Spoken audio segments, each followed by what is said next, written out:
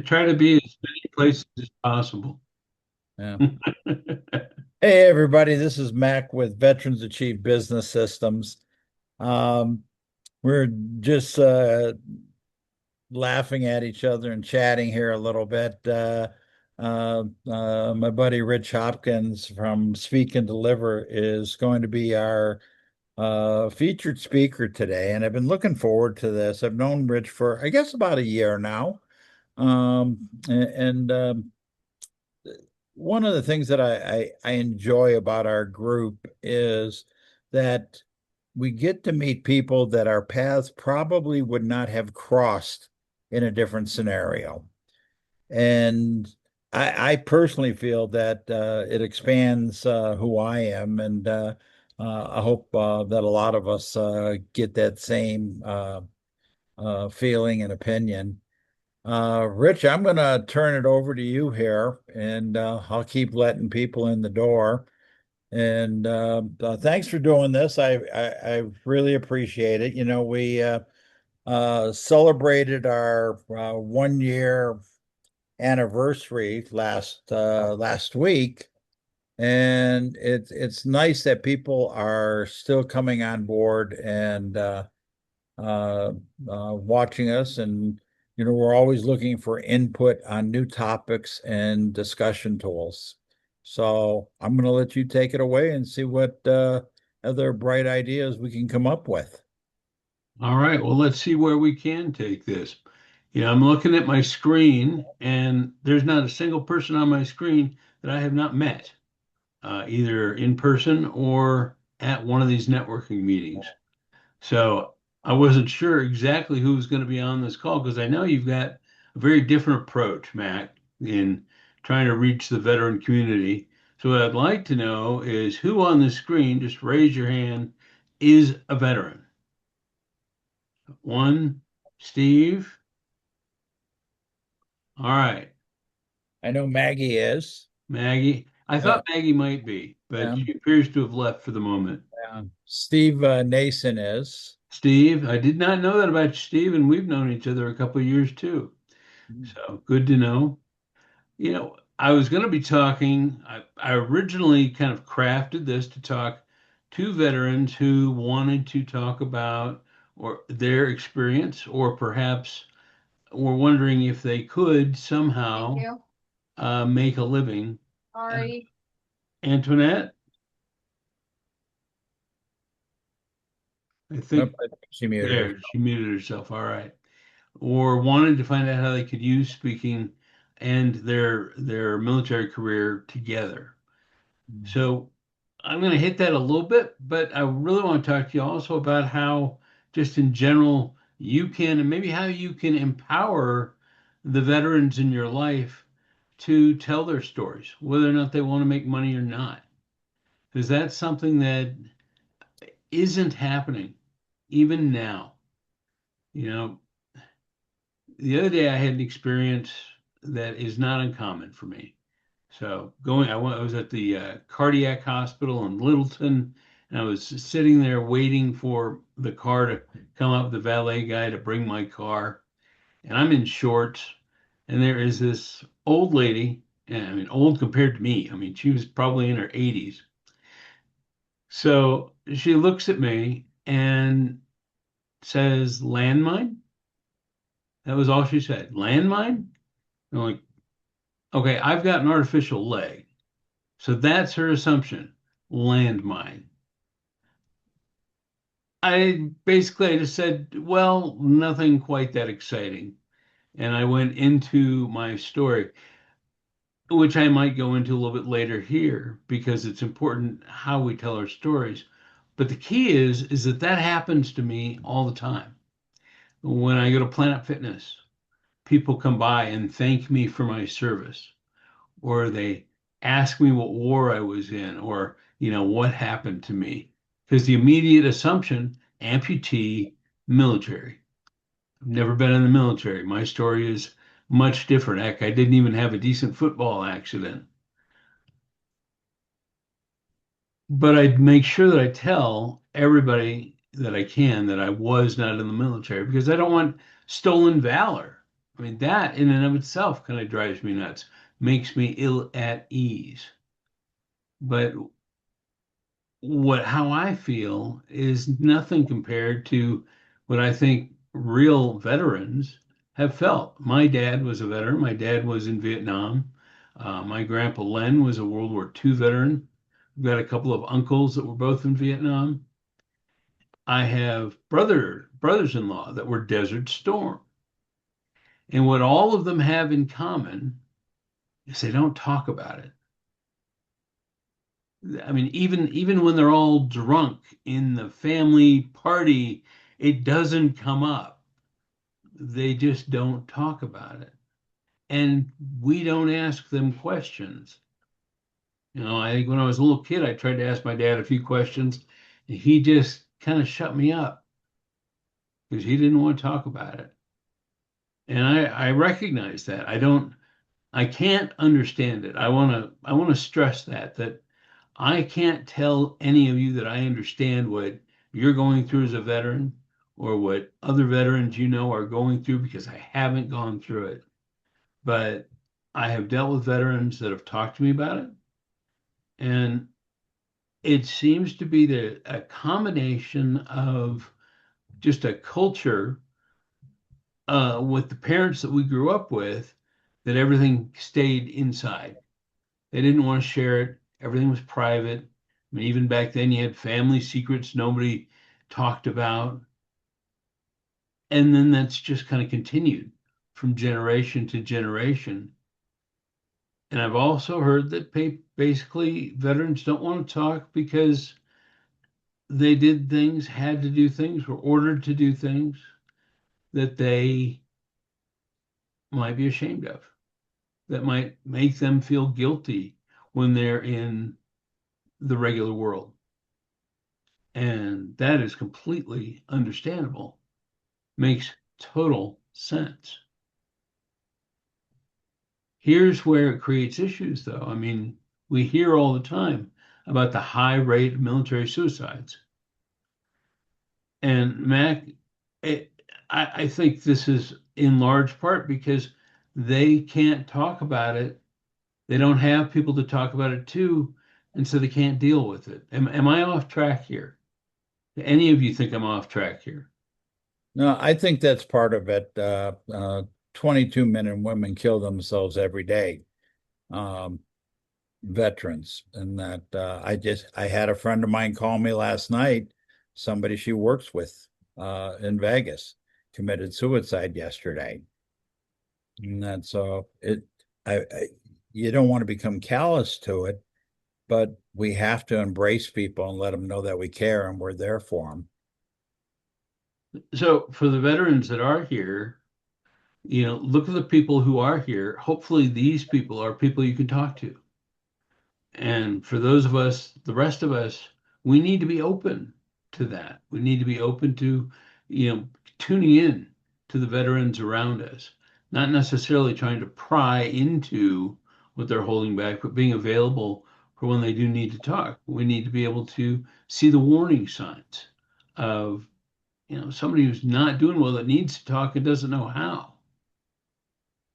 And that really wasn't the direction that I'm sure Mac intended me to go today, but you can't talk to a bunch of people about how to make money speaking and telling their stories when they're not comfortable with their stories, when they can't talk about them in the first place. And all of us have those stories that we don't necessarily want to talk about, but would be perhaps some of the best stories we could share. When you're in the military, you've got stories about leadership, about teamwork, discipline. I mean, you hear people like Jocko Willink speak, write these books, and go out and talk. You've got Admiral McRaven talking and doing all these the graduation ceremonies and more. David Goggins uh, drives me nuts because I can't imagine doing what he does in all that pain. But these people are out there and they're willing to share. They are able to share, and they've taught themselves to share. And that creates kind of a different dynamic too, because suddenly people think, Well, I can't be them.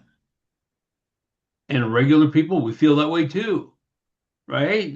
Kathy, when you got into this, were there those speakers, the Patricia Fripps of the world, and you're thinking, well, I can't be her. I can't be Zig Ziglar. I can't be Jim Rohn. And some of you guys are too young to even know who these are. But there's always somebody we think we can't be. But it doesn't matter because even if our stories are similar, our stories are different because our stories are ours. Using those stories in a way to make our audience get something out of them is another level entirely. And veterans, veterans and regular people have these traumatic events that happen. And oftentimes those traumatic events are the best teaching events. I've heard stories of orders that have not been followed, and they weren't followed because they were actually misheard, and so it was good that they weren't followed, or orders that weren't followed because they weren't good orders. And then there's this what happens when you do follow orders, which is most of the time, and how those situations have played out and whether people can handle it when they get back. Well, when we're not in the military, when we're just living our regular lives, our orders are basically the peer pressure we have, the what we grew up with our parents, what we are expected to do for our spouse or for our children. We have a different set of orders, and it's it's something that we get tied to, and we can't always justify when we don't get the result we want. But hopefully we learn from that. And then we can take what we learn to the stage if that's what we want to do. We have to be able to dig into it. We have to be able to dig into what we've done, where we've been, and figure out what's the most compelling lesson we have learned. Say, okay, for me, well, forget about me for a second. What is a lesson that you have learned? What may be the most off the wall lesson you've learned out of something that you haven't necessarily thought about talking about yet? Now, Steve, you were a veteran. If you feel comfortable sharing, I'd love to hear from you. I know you've talked about wanting to become a speaker on change. Would you have anything from your military career that would feed into that?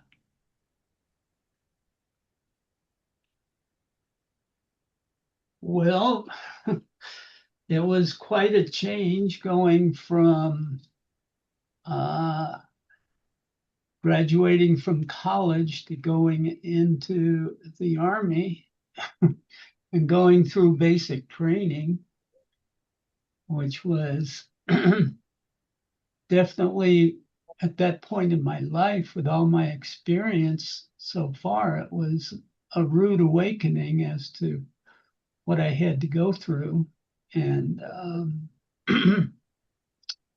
but it did change me, helped me grow up a lot.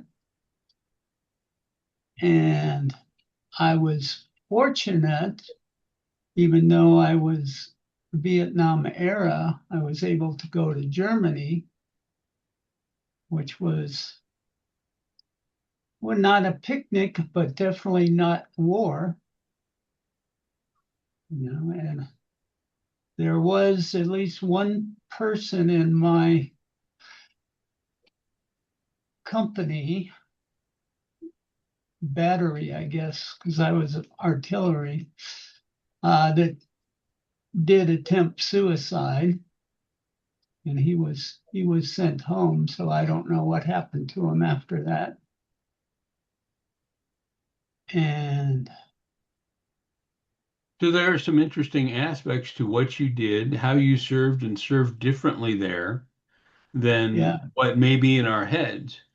because, I know for me, my dad served in Vietnam, and my whole life I thought he served in Vietnam.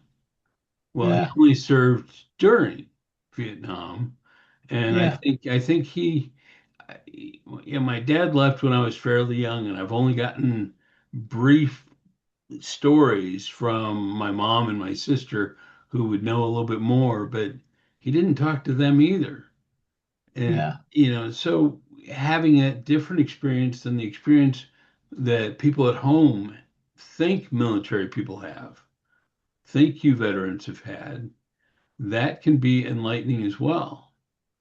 But you went through that change of going in, and then you go through the change of coming out, Yeah. dealing with real life on top of the other changes you've had. So I think there's a lot you can dig into in your life that can work with that. Yeah. The change coming out was different because I had a hard time dealing with making my own decisions for a while. Gotcha. Even though, I'd been through college and I felt like when I got back, I kind of took a step back civilian wise because I had to take care of myself again. Well, Because, there's definitely a presentation in that.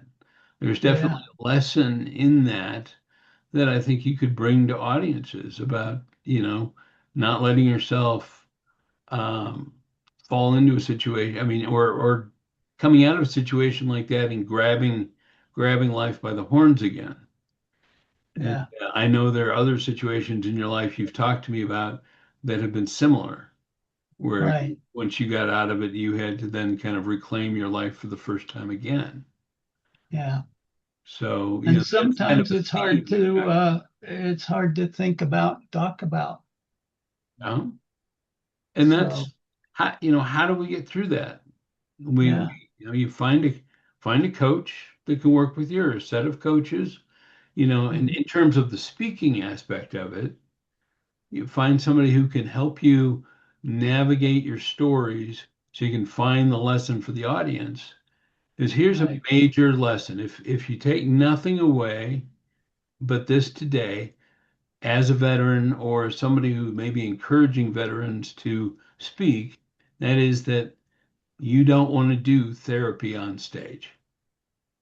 Right. If you haven't worked through what it is you want to talk about yet, you don't want to talk about it because your audience is not your psychiatrist. Your audience is not who you want to have a sympathetic ear to. Now you could go up and do it that way, and you could have a whole audience feel sorry for you, feel poorly for you, and then they come up afterwards. They'll tell you, "Oh, great job! I feel so badly for you. You're such a hero." Yes, okay, that that will happen, but will your audience have actually gotten anything out of it? Will Yeah. they leave with a strategy for their life? Will they leave with a tool that leaves them better off?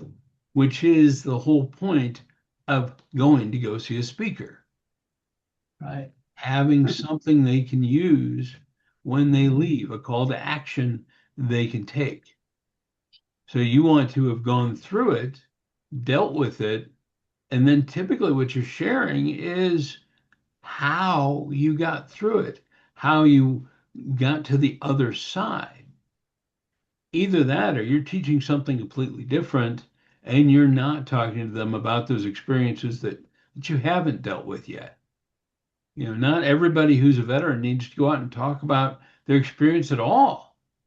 You can go out and speak on something completely different. Maybe you were in the military and you were in communications or you were in IT. And so you're coming out and you want to talk about be a better communicator, or how communications work in the corporate world, or how to use IT in a different fashion. Or you don't have to talk about your military career just because you've been in the military. But it can be tempting to do it, even if it's tough, because let's face it, people love to hear those stories.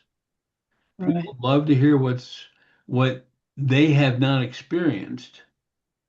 And if you're able to draw from that and give them an experience they haven't had and teach them something through it, then that helps you stand out above the rest because you walk on stage as a veteran and you typically have a level of respect that most speakers don't already have. So you start from a position of authority. Right.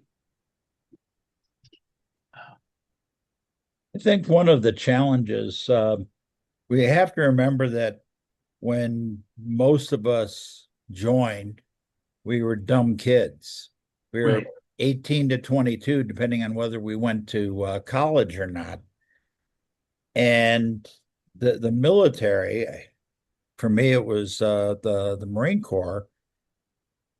Within a matter of a couple hours, I was no longer Frank McDANIEL, and that they had me standing on yellow footprints for 5 hours.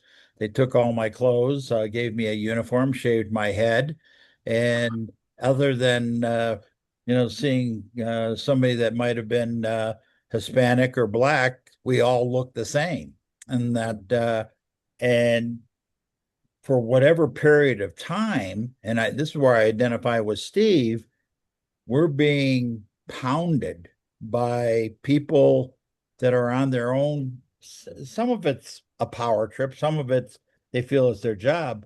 But just because they can tell you what to do doesn't mean that they know what to do. So yeah, we have to have a certain amount of self confidence, and it's what I like what you said, Rich. As part of this, when Steve started talking, is find yourself a coach, find yourself a confidant, a mentor, and that if you have questions, be comfortable enough to say, "Hey, I'm young and dumb, and you know, I got this question. How do I handle this situation?" And just we don't have to still be 18 or 20 something to be in that position. In my 70s, I still say that.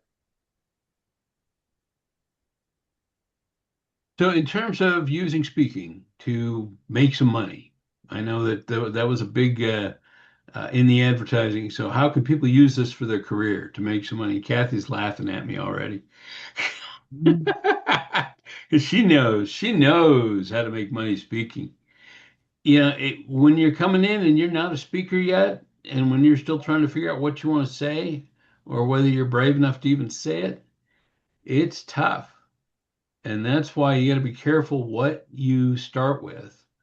Because there are a million programs out there, there are a million coaches. You could invest $25,000 in a coach and never, ever work with them. You'd only be working with their minions, with the people they have hired to talk to you. So you've suddenly thought, oh, wow, I really like this person. She or he just has everything I need. And you send them a bunch of money and you never talk to anybody except people who are working for them. You don't want that typically. I mean, apparently enough people want it that those people survive, but I'm going to suggest you're better off working with somebody who can actually work with you and at least at the beginning help you through the emotional journey that you need to go through to find out what it is you want to focus on when you speak. Because you may not have any clue what you want to speak on, you just know you want to speak. So you have to find out what part of your story or what parts of your story you want to start with. You might have so much to talk about, but you can't talk about everything and you can't talk to everybody about everything. So you have to really whittle down. Okay, what do I want to talk about first? What's most important? What's the best lesson? The lesson that is most important to me. And that means being able to discuss, being able to really work through it with an individual and maybe a couple of individuals. Oh, we lost Rook. That's a shame. We were making him host and everything. Mac, I appreciate him coming on. I know he only has that's that right. hour. And make sure to tune into Achieve Speakers Live tomorrow. He'll be speaking there. Um, Work with somebody to help build your first presentation. Because until you have a presentation, you can't just go get an opportunity to speak and then hope you're going to have a presentation. I mean, there are people I know that will say, oh, yeah, I got myself booked. Now I need to come up with something to say. And perhaps they're the type that work with that sense of urgency, but that's still not going to be their best situation. And it's not a good start to a career. If you're wanting to be a speaker, you want to have some idea of who you are and how you want to be seen, how you want to be viewed. You want to be someone who knows how to put a presentation together. So take that and make that your first goal is to figure out who you're going to work with, what group you're going to work with, so that you can create a decent presentation. After that, you want to make sure you have presentation skills. It's one thing to have a beautiful speech written out. It's another thing to be able to actually deliver it. And what I always recommend is Toastmasters because it's a great free place to go and practice. You can always get a speaking slot in the Toastmasters Club. It's not the only place. You're not going to always get the best feedback there, but you will get some feedback. But it's a great free place to go.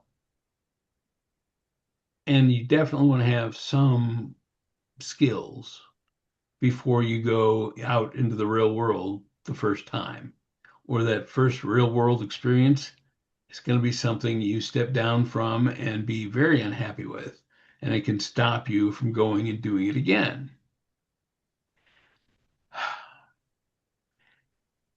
This is like trying to give you just a little bit of water out of a fire hose because it's a huge topic in terms of what to do next. So let's say, okay, you've got your speech. That's months coming up with something to say and to say it well. Let's say you are now somewhat of a decent presenter. That can also be months, the same amount of months, the months that you've worked on presenting. Hopefully, you're working on your speech as well.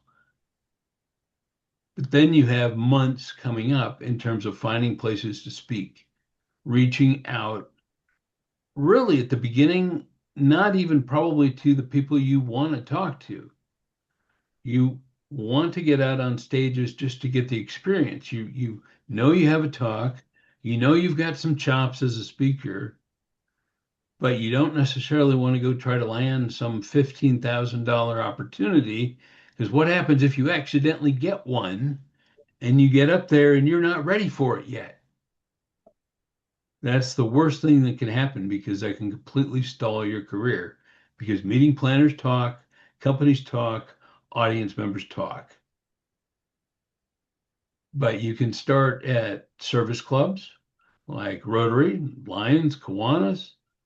Uh, you can start at chambers of commerce, depending on what your talk is going to be about. You can start with associations, and I mean that's kind of a step up from pre-service clubs, from chambers even. Associations will be more focused on the industry that the association is associated with. But once you start getting out to those audiences, you're starting to meet people. Your people are getting to know you, getting to hear you, and you can start to get more business from that. Uh, One of my clients, we went through this entire process, coming up with a keynote speech. He was already a good presenter. I'll say that for him. Coming up with his speech, though, was something he hadn't done. He hadn't done anything other than a 5 to 7 minute speech in Toastmasters. So we built a 45-minute keynote for him. He spent the next 3 months emailing every single association in his 20 mile radius, which may not sound like a lot, but he lives in Chicago. So he had a lot of people to contact in terms of associations, rotaries, everything. He kept getting zero response. Finally, 3 months in, he got a response and ended up with a 7-day opportunity over the next year at a Chamber of Commerce, giving not his keynote, but uh, a series of leadership and company culture uh, presentations based on what he speaks on his keynote, in his keynote, but also other speaking he's done and other careers that he has had throughout his life. And he has turned that in the last couple of years to opportunities with companies that have seen him speak at the chambers. Other chambers have brought him in. He's doing a convention in a couple of weeks down in Florida. There are a lot of different, and this is part time. I mean, this guy's got, he owns two other companies and he's just kind of adding speaking to his mix, something he wants to do part time. And he's doing really well because he was patient and he went through the process. And we went through and talked about his tough experiences as a business owner, his experiences with his kids. And those are the experiences that we all have. Yeah, if you're looking at talking about being a veteran and you're worrying about talking about things that happened when you were in the military, well, you've got the whole rest of your life you could talk about as well. But you don't have to necessarily just talk about yourself as a veteran because that's not all of who you are.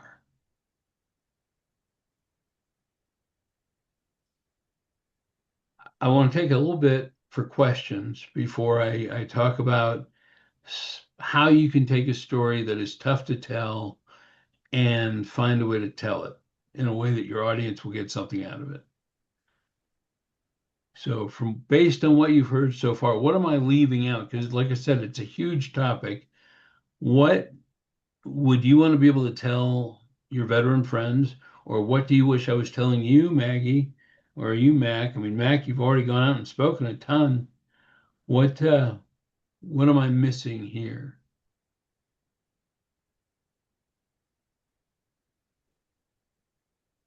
Yeah, I'll jump in because in trying to reach out to this group, what we're trying to accomplish is helping the men and women that have had a service career make the choice to go into their own business and being visible. But I always look at a lot of people and the term fear factor comes to me, or comfortability. How does somebody step up? And it doesn't mean that you're not aware of the fear factor, but how do you control it and everything you're doing? I mean, you talked about your artificial leg. You're out here, you're moving around on your walker, you're getting involved. I mean, you could have fear and say, "Oh, I couldn't do this." Does somebody coming out into a new world get past that thing that people are going to laugh or people are going to, dismiss me? It's going to be different for everyone. There is no clear-cut answer for that. I mean, the more obvious motivational answer is, well, just do it. Get out there and make it happen. But it's not that easy. And that's one of the reasons I talk about, just like you start your career in small steps, go to a Toastmasters club for the support because they are a group of non-judgmental people who will go and support you. They will applaud for you no matter how bad you are. That is the great thing about Toastmasters. If you're just trying to get the courage to get up and speak, that's where you want to start. If you're past that, if you've started to have a message and want to become a speaker, there are, so many other options. I mean, just within Achieve, you've got Achieve Speakers Live. Marty's got Speakers Speak Live, and I encourage everybody to be a part of that. And I think most of you have gone to one or both of those particular events. But then going out and going to that higher level and being in public, but you're going to be frightened, perhaps, if you're going to be nervous, you're going to be anxious. But speaking directly to the veterans, you've been anxious in other situations before, and you've gotten through them, and you aren't in danger when you're in front of an audience the way you were in danger in the military. Audiences, for the most part, are rooting for you.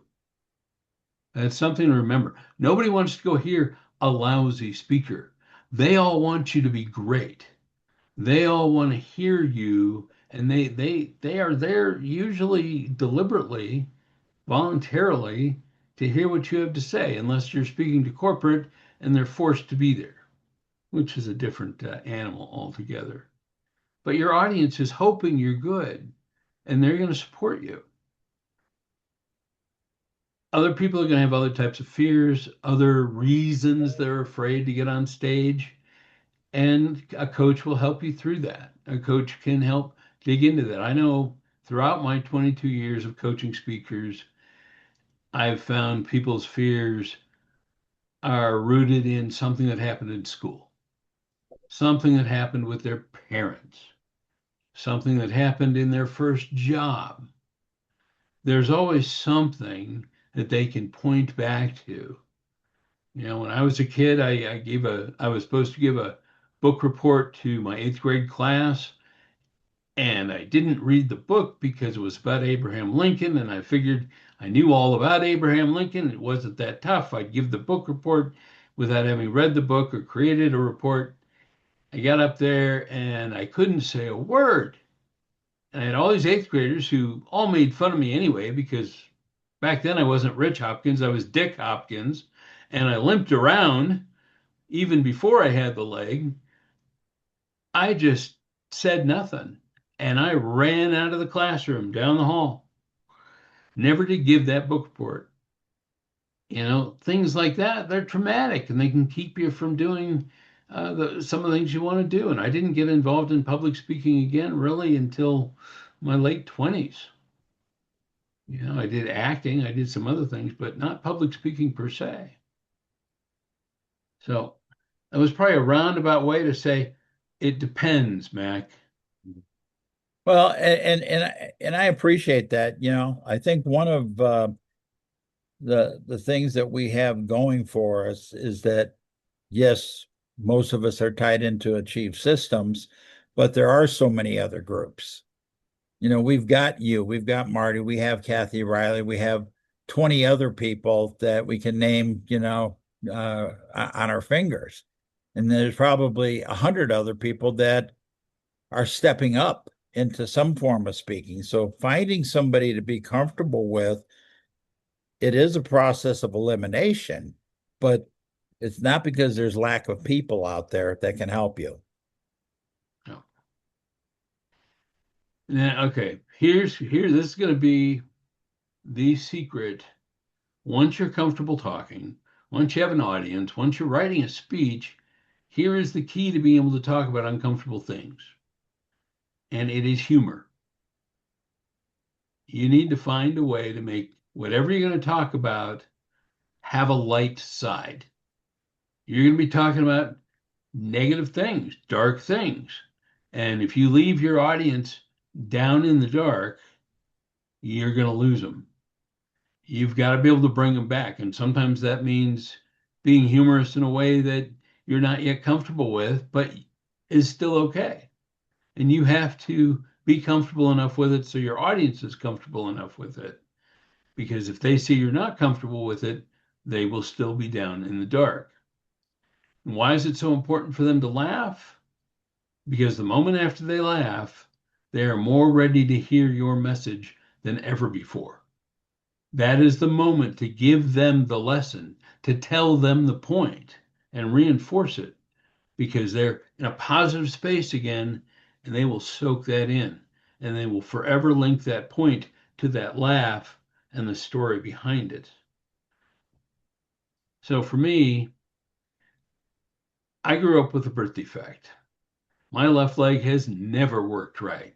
I had 10 surgeries before I was 10 years old, surgeries they had never tried before, surgeries where they'd go up to my mom afterwards and say things like, that worked better than we thought it would, just to be able to walk. I had several surgeries after that. I had doctors telling me, you need to get a desk job because at some point your leg is going to stop working and you need to take care of it. Now, I'm in my teenage years when they're telling me this, and I'm invincible. I don't believe them. No, I can play basketball. You should see my 3-point shot. And I've got a great fake to my left because every step is a fake to my left. I love being physical. I ended up in an outside sales job. I ended up doing speaking, which is you're always on your feet, you're always walking around, you're always traveling. Well, at 38 years old, my doctors turned out to be right. I got up one day, could not step on my left ankle. Too much pain. Just, I didn't know what to do other than call into work and say, I'm not coming in today. I mean, honestly, it had happened before, but never quite to that extent. You take some meds, you wait a day, the next day you're fine. Except this time, the next day, I was not fine. And the next week, I still was not fine. I was crawling all over my house. I was finding out just how dirty a shag carpet can get when you have 6 kids. I mean, you crawl around your house for a while, you discover a lot of things. I finally gave in and went to a doctor. I hadn't seen a doctor in probably a decade, maybe longer. They took a look, they took x-rays, they gave me options. They said, you can get this surgery, but you're going to be right back in here in a year or two, or you can get a leg brace, or you can let it go. Let it go. That was not an option I'd ever been presented with. I'd been told, oh, you'll be in a wheelchair, but I'd never been told that I should just let it go. Well, that was not an option. I did not take that option. I didn't take the surgery option because it made no sense. So I thought, okay, we're going to go get a brace. I go get fitted for the brace, and the person fitting me for the brace was a below the knee amputee. And I talked to him about the brace, which was going to go all the way up my leg, give me very little mobility. I asked him, so what's it like for you?